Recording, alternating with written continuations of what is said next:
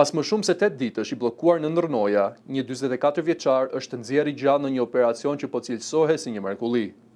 Hernan Alberto Gil, roje sigurie në një qendër tregtare në shtetin venezuelan të Laguardias, u shpëtua nga ekipet e kërkim shpëtimit pas një operacioni të gjatë dhe tepër të vështirë. Gil ndodhi në vendin e punës kur dy tërmete të fuqishme, me magnitudë 7.2 dhe 7.5 ball, goditën bregdetin verior të Venezuelës me më pak se 1 minutë diferencë, duke shembur ndërtesën në të cilën ai punonte. Në operacionin e shpëtimit morën pjesë ekipe nga Chili, Shtetet e Bashkuara, Portugalia, Meksika, Costa Rica, Venezuela dhe Salvadori. Sipas presidentit të Salvadorit, Nayib Bukele, për të arritur te 44 vjeçari, ekipet hapën 2 tunele të ndryshme për shkak të rrezikut të shembjes së mëtejshme të rënojave.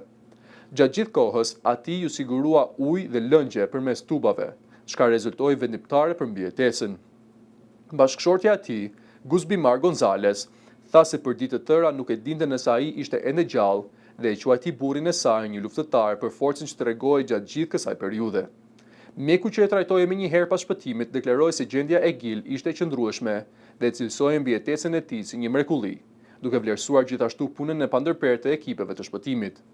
Ndërkohë, bilanci i fatkeqësisë vazhdon të jetë tragjik. Sipas autoriteteve venezueliane, më shumë se 2200 persona kanë humbur jetën nga tërmetet, ndërsa dhjetra mijëra të tjerë vazhdojnë të rezultojnë të zhdukur.